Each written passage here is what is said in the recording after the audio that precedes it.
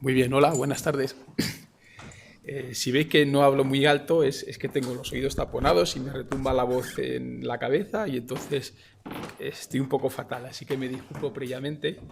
Soy Juan José Blanco de la Universidad de Alcalá y yo vengo a hablar de un pequeño instrumento que montamos hace tiempo como circunstancia en una conversación que tuvimos con Ramón hace años y un concepto de idea que era vamos a construir un detector que se pueda meter como si fuera un polizón de carga mínima, con autosuficiente y que fuera de poco coste para que en caso de pérdida se pudiera restaurar de forma fácil. Nosotros participamos en la campaña de Groenlandia, que subió al punto más alto, y vamos a participar en esta última campaña, pero dos accidentes lo impidieron. El primero es que perdimos el detector en un globo y el segundo que por colisión de tiempos con la campaña antártica que llevábamos un detector, pues no dimos abasto, porque como en el caso de Ramón, también somos un poco amateurs en la Universidad de Alcalá, entonces en los tiempos que nos quedan libres es lo que le dedicamos al trineo. Aprovechando que estoy aquí, sabía que estaba por aquí Andrés y Antonio Quesada. Bueno, he puesto los logos, incluso el del ministerio, y este es el proyecto. Lo he puesto en pequeñito, pero está. Bueno, les voy a hablar de todo esto. Nuestro campo son los rayos cósmicos y la radiación que producen a nivel de suelo. Utilizamos eso normalmente para estudiar la actividad solar. Y bueno, voy a contaros un poco lo que es esto de los rayos cósmicos y después los instrumentos que tenemos y finalmente hablaré de los críos. Esto de aquí es un mapa sobre la dosis de radiación que recibimos como consecuencia de los rayos cósmicos y la actividad solar que nos llega a la Tierra. Podéis observar dos parámetros claros. En las zonas de los polos son altas, fijaros Groenlandia y la Antártida. En las zonas de alta elevación, como por ejemplo el Himalaya, también la dosis de radiación es mayor, con lo que el concepto de trineo nos es muy interesante, primero porque Groenlandia tiene una dosis de radiación alta como consecuencia de su posición geográfica con respecto al campo magnético, lo mismo que para la Antártida. He de destacar que todo esto también está helado, luego el trineo podría viajar por encima del hielo en el Polo Norte. Otra ventaja que tiene estas zonas de hielo es que la radiación natural en la zona de hielo es mínima, porque no suele haber elementos radiactivos debajo de la capa de hielo sí, pero no llegan a superficie, con lo que los datos se pueden decir que son principalmente debidos a la radiación cósmica.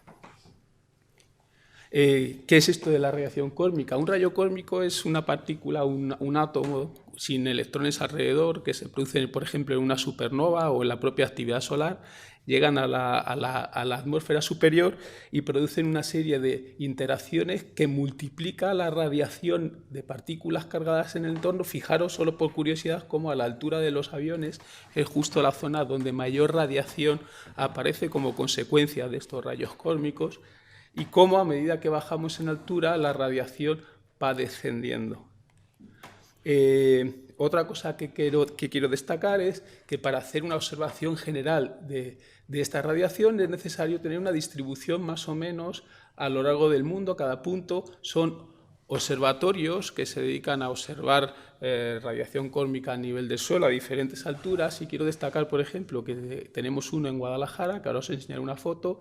Hemos instalado otro en la isla Livingston hace poco, pero sí os quiero destacar que en Groenlandia, por ejemplo, solo hay una estación que está en Thule, y unas pocas estaciones en la Antártida, casi todas en la costa, y en el plató no hay ninguna. Luego, de nuevo, para nosotros el trineo nos permite acceder a lugares que no se están observando, no se están tomando medidas de forma directa. Ya para el futuro, para los que tengamos que pedir proyectos, quiero destacar que aquí en Canarias tampoco tenemos un observatorio, pero eso es para navegantes nada más. Fijaos, los rayos cósmicos se estudian en diferentes plataformas, desde el espacio, en globo, se utiliza, esto es en La Pampa, Argentina, detectores que ocupan hectáreas de extensión. en la estación espacial, donde está AMS, por ejemplo, un campo para medir muones en la India, y esto es IceCube, que utiliza un volumen gigantesco de hielo como detector. Todo eso está en contradicción con lo que nos dijo Ramón hace tiempo, tiene que ser pequeño y transportable. Entonces, bueno, para nosotros era un problema porque teníamos que cambiar el concepto. Nuestro punto de partida es esto es un monitor de neutrones, pesa 30 toneladas, se escapa de las capacidades del trineo, por supuesto, está en Guadalajara y está midiendo desde hace pues ya casi 8 años, de forma continuada.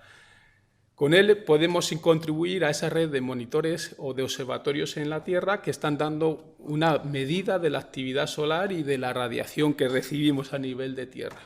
Nuestro siguiente paso fue hacerlo transportable. Este le llamamos Orca, pesa solo 10 toneladas y si encuentras el vehículo adecuado te lo llevan. En este caso fue el Sarmiento de Gamboa que nos lo trasladó desde Vigo hasta la Antártida.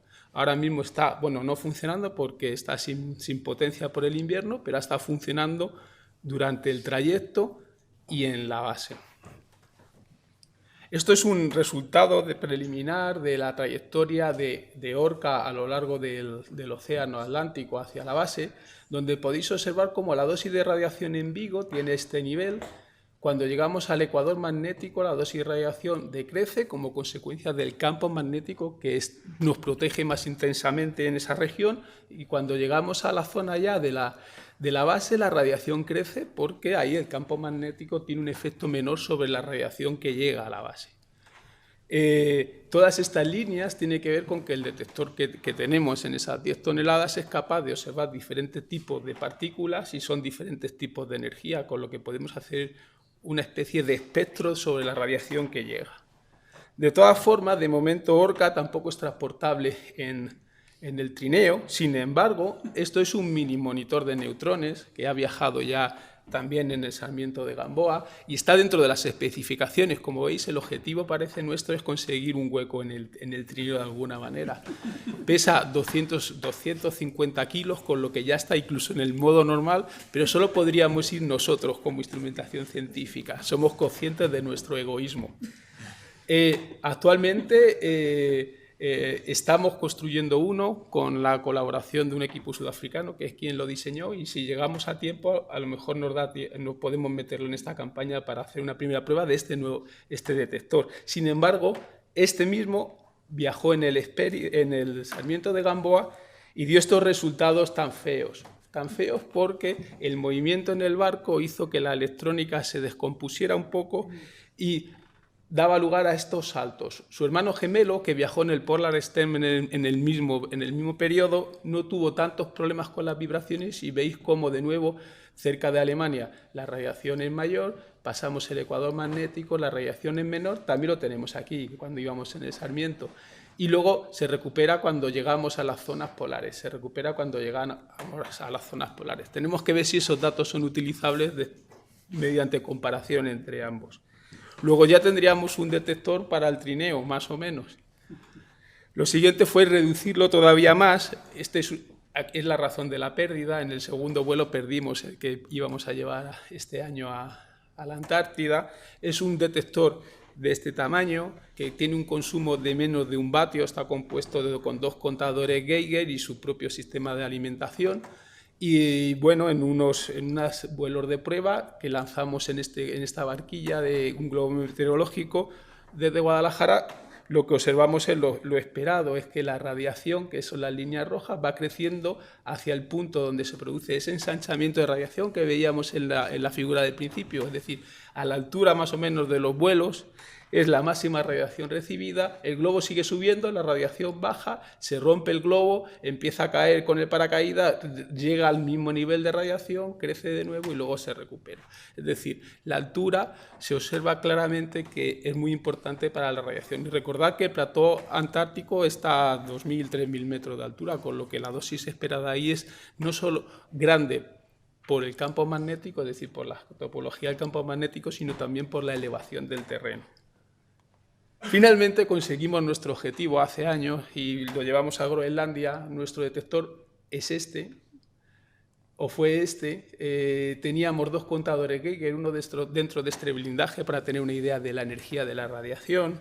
Iba todo metido en esta caja. Buscamos material de alta tecnología aislante, como veis, corcho blanco recortado. Metimos todo dentro de 2 cajas con un sistema de alimentación altamente novedoso, un enchufe, un enchufe con un adaptador de coche que nos conectaban a sus baterías, y con eso nos lo colocaron en el trineo y el detector sobrevivió y funcionó.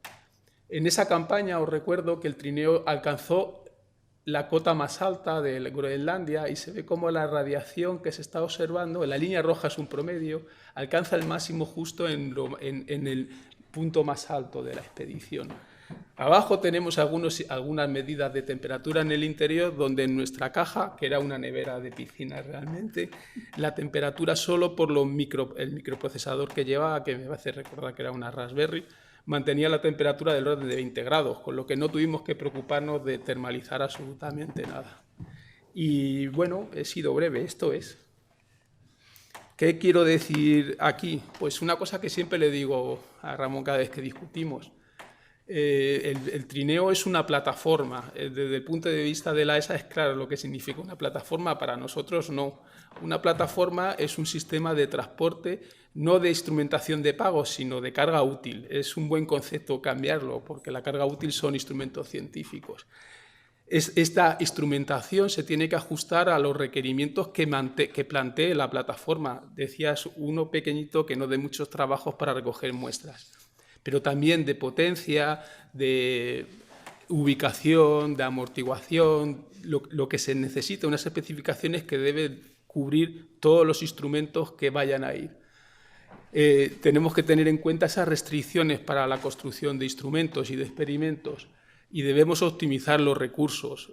De nuevo, si el concepto de plataforma te dice qué recursos dispones y se pueden repartir esos recursos en diferentes instrumentos. Y yo creo que a mí me recuerda mucho, seguro que Javier está de acuerdo conmigo, a un proyecto espacial, pero un proyecto espacial en el sentido de su propia planificación, donde se pasan por diferentes fases, en donde nos aseguramos que un instrumento no va a perturbar el funcionamiento de otro, es decir, que Hilo tardara un tiempo en montar la tienda de Eduardo para poder funcionar con MEDA, pues era un problema, es un conflicto con los instrumentos que hay que tener en cuenta. Lo digo para las planificaciones de las misiones, y son necesarias reuniones de los científicos para poner en común las necesidades de todos y encontrar un sistema estándar de funcionamiento.